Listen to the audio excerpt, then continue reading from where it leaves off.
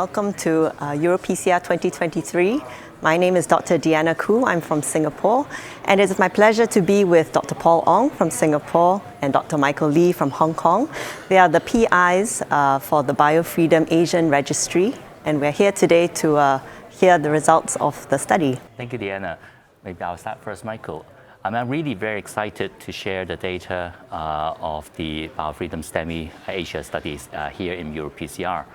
I'm really excited because, over the years there's been a lot of STEMI data and primary PCI data coming out, but they are largely very focused from America and European studies. And I think it's really important that we have some data coming up from Asia as well. Well, I think especially in our locality, STEMI is a particular problem. We have different cultural background, different economic status, so that people are managing STEMI patients very differently.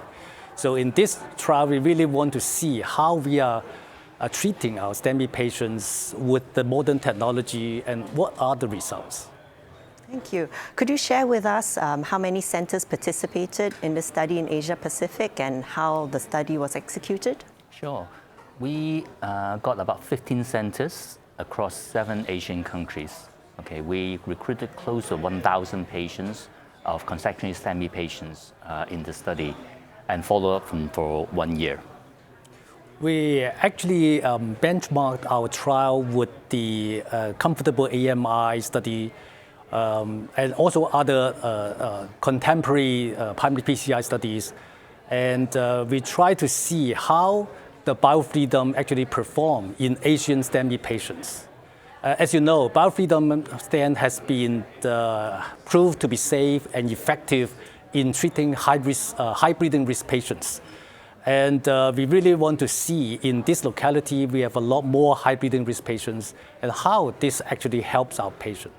In fact, we can see that 12.4% of our patients actually are having the high breathing risk categories, characteristics that actually fulfill the ALC HBR criteria.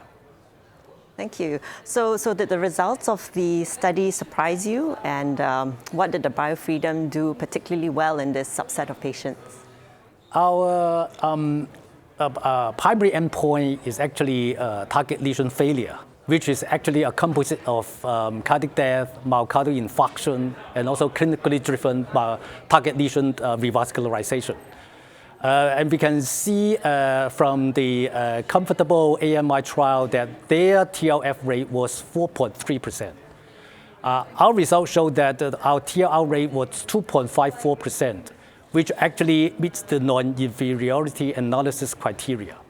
But in fact, if we look at the post-hoc analysis for superiority, actually it was also significant.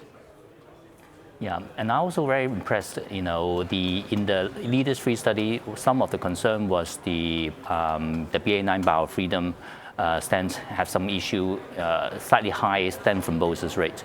But in our registry, we noticed that the thrombosis rate was down to 0.44%. That maybe attests to the high standard of care we are able to deliver in Asia, which I'm really pleased about. But also maybe there is a signal to suggest that the BioFreedom stent may be a really particularly useful stent in ACS patients. Knowing the high lipophilicity of the BA9 Biolymus drugs may be particularly suitable in situation where you have lipid-rich plaque rupture in this particular group of patients. Those are very impressive results. Yes. So now you have the results from the study. Any practice changes you would make for STEMI patients that come through the door? I think the BioFreedom stent is really looking pretty attractive in use in ACS patients, particularly in Asia for sure. We know from Michael earlier on mentioning roughly about 12% of our patients in STEMI actually fulfill the HBR criteria. And if you're using the other criteria, looking at LEADERS-3 HBR criteria, almost 20% of our cohort of patients also fulfill that criteria. So having a stent which is useful in STEMI ACS setting and also not kind of being held hostage by the prolonged DAPT might be particularly attractive. And I would say STEMI patients is actually are very sort of thrombotic patients. The event rates will be a lot higher.